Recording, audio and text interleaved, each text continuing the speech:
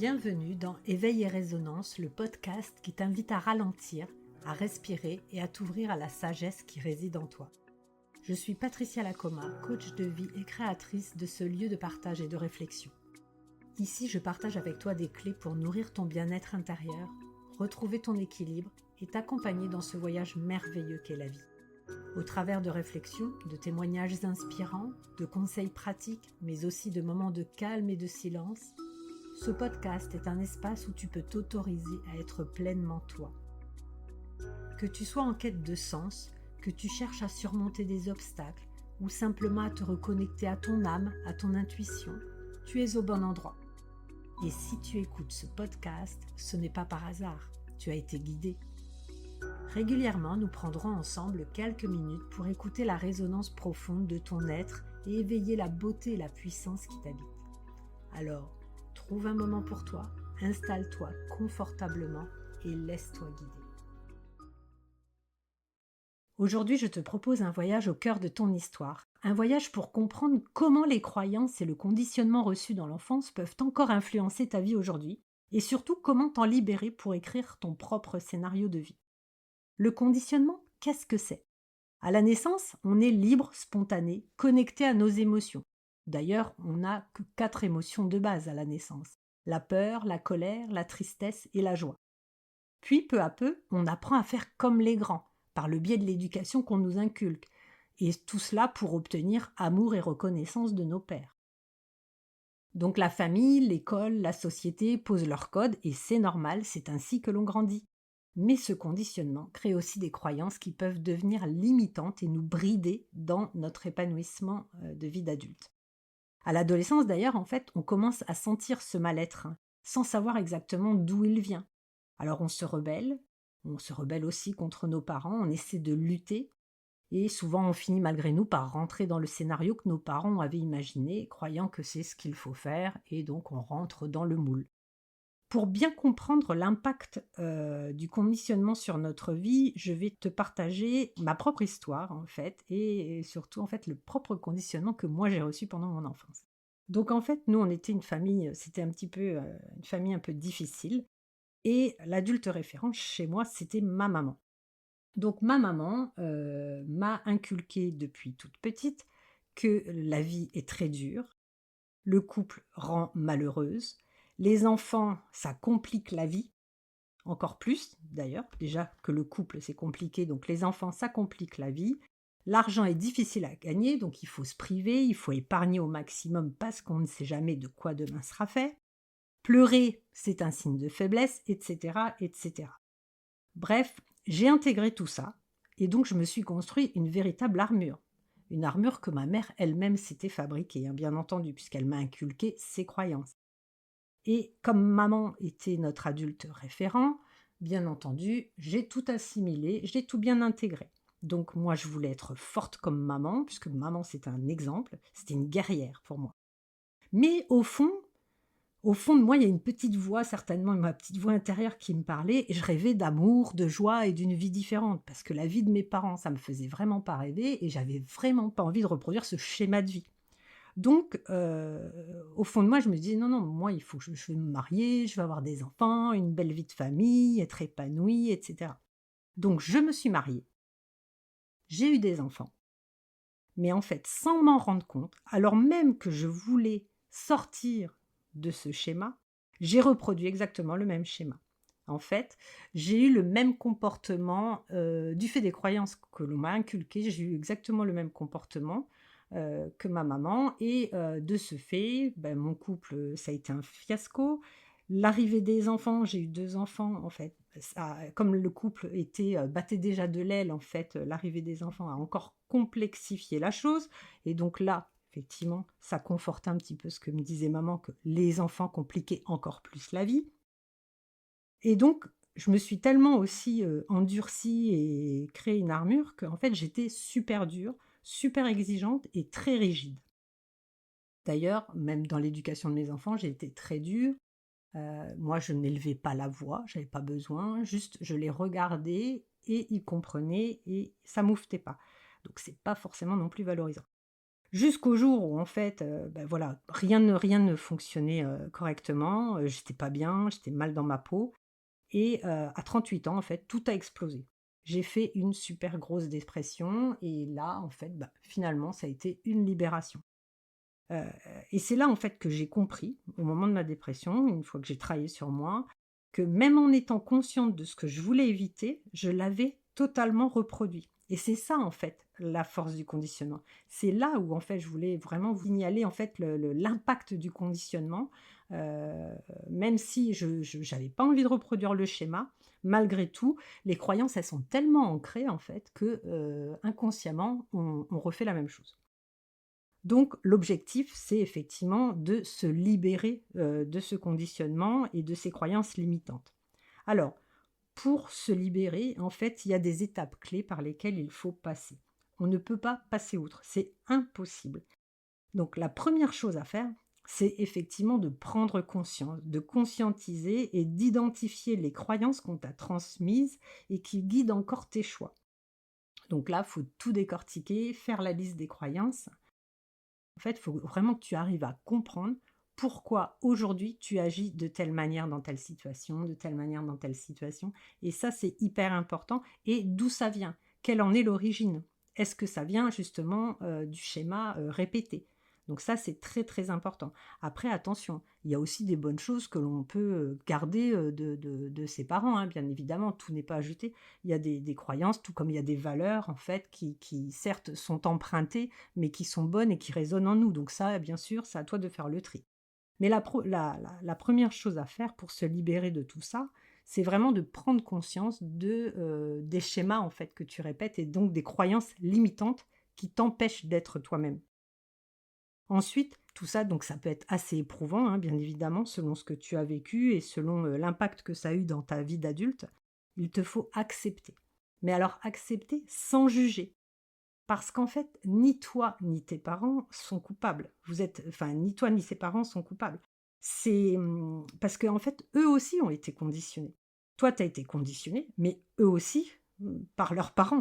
Donc en fait, c'est là aussi où l'histoire se répète et c'est très, très compliqué et c'est difficile en fait de les juger. Puisque finalement, moi je le vois dans mon cas, je peux pas juger ma mère puisque elle a été conditionnée comme ça, donc elle croyait bien faire. Elle s'était pas libérée, elle, de ces schémas. Et moi-même, avant que je me libère, j'ai commencé à inculquer la même chose, les mêmes messages à mes enfants. Donc maintenant, forcément, j'ai fait un rétropédalage, et en parlant, en échangeant, en expliquant, bien sûr. On peut toujours revoir la copie, bien évidemment, mais parce que j'ai fait la démarche. Mais si on ne fait pas la démarche, en fait, on passe toute sa vie enfermé dans notre conditionnement. Donc voilà, moi, c'est ce qui s'est passé, pour, les générations précédentes. Ma maman, sa maman, mon arrière-grand-mère, voilà, c'est transgénérationnel, en fait. Donc moi, pour moi, c'était important, fallait que je brise le lien, quoi. Donc mais c'est pour ça aussi que je l'accepte, mais je ne juge pas. Voilà, je ne juge pas puisque en fait, chacun a fait comme il a pu avec les outils qu'il avait, hein, donc voilà. Comme moi j'ai fait avec mes enfants, donc la première chose déjà, c'est pas me juger moi et donc encore moins juger ma mère, qui croyait bien faire et qui finalement, en fait, a toujours été quand même un exemple pour moi, parce que pour moi, c'est toujours une guerrière malgré tout. Donc voilà. Ensuite, après avoir pris conscience et après avoir accepté donc sans juger, il faut pardonner. Donc déjà à toi d'abord. Ça c'est important, parce que comme je disais, tu as fait avec ce que tu pouvais, avec les outils que tu avais et à tes parents en fait qui eux aussi ont fait ce qu'ils pouvaient avec les outils qu'ils avaient. Donc mais c'est important aussi que tu leur pardonnes pour pouvoir justement couper, le lien, couper la chaîne, briser la chaîne en fait, de ce schéma qui se répète. Alors pardonner, attention, parce que tout le monde dit: «Bah oui, c'est trop facile, pardonner c'est excuser». Non, non, pas du tout. Pardonner, ce n'est pas excuser. Parce que même si effectivement je reconnais que mes parents, enfin ma mère, a fait avec les outils qu'elle avait, elle a fait comme elle a pu puisqu'elle a elle-même été conditionnée, elle est de toute façon malgré tout responsable, de son comportement. On est vraiment tous responsables de notre vie, de notre comportement, de nos propos et cetera, de nos pensées. Donc bien sûr, elle est responsable, mais elle peut être excusée parce que voilà, elle-même aussi a été conditionnée. Donc c'est pour ça que, en fait, je ne lui en veux absolument pas. Je lui en veux absolument pas parce que en fait, ce n'est qu'un être humain et qu'elle a fait comme elle a pu. Elle a pas eu une vie facile, elle a pas eu une enfance facile et elle a du coup pas eu une vie, de femme facile. Donc, on n'excuse pas spécialement, mais par contre, on pardonne parce que ça permet en fait de te libérer toi. Et ça, c'est super important. Voilà. Ensuite, une fois que donc tu as pris conscience, tu as accepté sans juger et que tu as réussi à pardonner à toi et à tes parents, il te faut aussi donc changer ces fameuses croyances. Et donc, tu vas remplacer en fait toutes tes pensées limitantes par de nouvelles affirmations. Par exemple, en fait, justement, une affirmation que moi, me disait ma maman, c'était que le couple rendait, malheureuse. En fait, on était forcément malheureuse avec un homme, voilà, malheureuse en couple. Alors, en fait, le couple, la phrase «le couple», enfin la croyance «le couple est source de souffrance», va devenir en fait le couple peut être un espace d'amour et de croissance. Tu vois? Ça a rien à voir et donc là, ça va te dynamiser et tu vas lister en fait toutes tes croyances et tu vas, modifier ces pensées limitantes par de nouvelles affirmations. Ensuite, une fois que tu as fait ça aussi, après avoir changé tes croyances, il faut quand même malgré tout, parce que ça ne suffit pas, il faut quand même couper le lien symbolique. Alors pour couper le lien symbolique, en fait, justement pour te dire que tu vas couper le lien. Donc c'est pas se couper physiquement, hein, bien évidemment, parce que moi je continue à voir avec plaisir ma mère, c'est absolument pas un problème. Elle le sait, on en a discuté et cetera. Voilà, ça n'a absolument rien à voir. C'est surtout briser la chaîne et une fois que tu as compris que, ben, en fait, on fait comme on peut, hein, voilà, nous ne sommes encore une fois que des êtres humains, il faut malgré tout couper ce fameux lien symbolique de manière à ce que ça ne se reproduise plus du tout et surtout pour les générations futures. Donc, il y a plusieurs outils qui existent, pour couper les liens symboliques. Alors, il y a l'écriture thérapeutique, donc ça peut être pas mal. Enfin, c'est même très bien, mais après, on est tous différents, donc tu vas pouvoir tester, en fait. De toute façon, tu peux faire un petit peu tous, les exercices qui existent, ça ne peut être que bénéfique. Après, il y en a forcément, 1 ou 2 qui vont plus, résonner en toi et voilà, parce qu'on a des sensibilités différentes. Donc l'écriture thérapeutique, ça peut être assez fort. Alors moi, je l'ai fait, d'écrire une lettre. En fait, tu écris une lettre, à tes parents ou à ta mère ou à ton père, en fait, enfin, selon ton cas et tu lui expliques justement tout ce qu'on vient de voir, en fait, tout ce que tu as compris, ce que tu ressens, le fait que tu acceptes la situation, que tu ne la juges pas, bien sûr, tu ne juges pas la personne et surtout que tu t'es pardonné à toi et que tu lui pardonnes à elle et que toi, ta vision de vie, par contre, c'est pas ça. Ta vision de vie, c'est justement, pour moi, le couple peut être un espace d'amour et de croissance, tu vois? Voilà et là, tu mets tout, tu écris tout et déjà, ça va te libérer toi et puis ça a une puissance vraiment, assez symbolique. Ensuite, tu es pas obligé cette lettre, tu ne l'envoies pas spécialement, c'est pas la peine. Je veux dire, tout dépend aussi de comment sont tes parents parce qu'en fait, c'est pas toujours évident non plus d'entendre ça parce que c'est assez éprouvant malgré tout. Donc il y a des parents avec qui on peut parler un petit peu de tout et puis d'autres pas. Donc, le but c'est pas non plus de les faire souffrir et de les faire culpabiliser. C'est horrible ça. Donc en fait, cette lettre, tu la gardes pour toi. Alors soit tu la gardes, soit tu la conserves, mais tu peux aussi, par exemple, la brûler. Ça peut être aussi un geste, une action très symbolique de brûler la lettre. Voilà, pour vraiment couper les liens. Ensuite, tu as un autre exercice qui est très puissant, alors moi je l'ai fait, c'est la visualisation réparatrice. Alors, en fait, là, dans le cadre de cet exercice-là, il faut aller parler à son enfant intérieur. En fait, l'enfant que tu étais, quand tu étais petite et lui expliquer la situation. Toi, aujourd'hui, maintenant, en tant qu'adulte, comment tu as compris les choses et que tout le comportement en fait, enfin tout ce qu'elle a vécu quand elle était petite et qui lui a engendré forcément des blessures émotionnelles fortes et de la peur, de la tristesse, de la culpabilité, enfin énormément d'émotions négatives et qui donc aussi l'ont empêché de s'exprimer vraiment et de s'épanouir, d'être, vraiment de créer sa propre vie.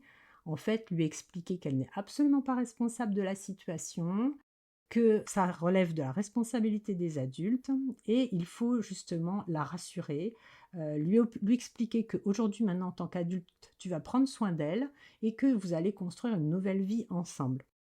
Voilà, mais qu'elle peut se reposer sur toi et qu'elle peut se libérer de tout ça, en fait, et être joyeuse, heureuse, épanouie et pleine de vie et retrouver, en fait, toute la naïveté et la positivité qu'on a quand on est enfant et qui permet justement de pouvoir, rêver à nouveau et de laisser libre cours, en fait, à ses aspirations. Donc une fois que tu l'as rassurée, bien sûr, tu la serres très fort dans tes bras, tu l'embrasses et ça, tu peux le refaire. C'est un exercice que tu peux refaire très, très régulièrement. Aller parler à ton enfant intérieur, c'est très, très, très bénéfique.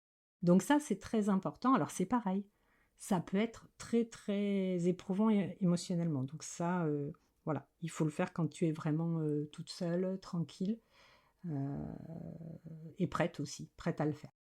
Après, tu as un autre exercice aussi qui est pas mal, c'est les petits bonhommes aux allumettes. Alors, en fait, là, sur mon site internet, dans la partie blog, j'ai écrit un article où j'explique tout le déroulé de cet exercice, qui est pas mal aussi et qui vraiment, effectivement, alors là, en fait, on a l'impression de couper physiquement le lien symbolique, puisqu'en fait, on le fait avec une feuille de papier où on va dessiner les deux personnages, donc toi, ta mère, toi, ton père, enfin peu importe, en fonction de ta situation, par le biais de tout un processus, en fait, après, tu vas couper vraiment les liens avec un ciseau, et cetera. Et ça, c'est pas mal aussi. Après, certains vont penser aussi aux affirmations positives, à la pensée positive. Alors, moi, je suis d'accord avec ça, mais la pensée positive a ses limites. C'est Ça peut être très, très pertinent, mais en fait, en consolidation. Pas pour te guérir, en fait. Il suffit pas de dire juste, «Ah bah, oui, en fait, la vie est belle, voilà, j'ai confiance en moi, de toute façon, c'est comme ça». Non, ça suffit pas, en fait. Ça vient consolider et c'est très bien pour consolider et entretenir, mais quelque chose sur lequel tu as travaillé. Voilà, tu ne changes pas ta vie juste avec des affirmations positives. Tu te permets d'augmenter ton énergie, en fait, tes vibrations, mais c'est pas ça qui va vraiment, guérir. Par contre, voilà, je ne dis pas le contraire, la pensée positive, les affirmations positives, c'est très, très pertinent pour entretenir. Tous les jours, en fait, tu peux, justement te répéter, des phrases, de type, bah: «Je rends à ma mère ce qui lui appartient et je reprends ce qui m'appartient». «Je suis le maillon de la guérison de ma lignée». Des choses comme ça, en fait. Voilà, je suis libre de créer ma vie selon mes propres valeurs et mes propres croyances. Voilà, des choses comme ça. Je suis épanouie dans mon couple. Voilà, mes enfants m'apportent énormément de joie, au quotidien et cetera. Voilà, ça tu peux le faire, mais ça va venir a posteriori, en fait, une fois que tu auras vraiment, travaillé sur toi. Donc voilà, en fait, je voulais te partager ça. Alors, s'il y a autre chose aussi, c'est que si jamais tout ça, ça ne suffit pas, en fait, tu peux aussi faire appel à un professionnel, à un thérapeute, puisque, il y a, l'hypnose, l'EFT, le MDR, qui peuvent être d'excellents soutiens, en fait, dans ce cas-là. Voilà. En fait, ce que je voulais effectivement, donc souligner, par rapport à cet épisode et par rapport justement au conditionnement et le fait de reprendre le contrôle de sa vie, c'est que je me suis rendu compte qu'être une guerrière, ce n'est pas être dur en fait. C'est se relever après chaque épreuve et c'est choisir de se libérer des chaînes du passé pour construire enfin une ville alignée avec ton cœur. Ce processus est très long, mais par contre chaque prise de conscience est une victoire.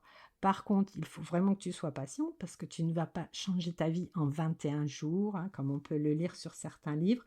Ça, c'est du fake.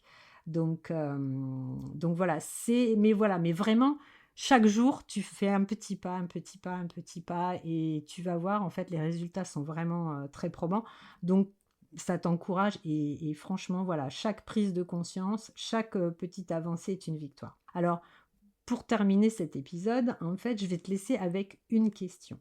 Je voudrais que tu te poses la question suivante. Quel est le premier pas que tu peux faire aujourd'hui pour reprendre le contrôle de ta vie?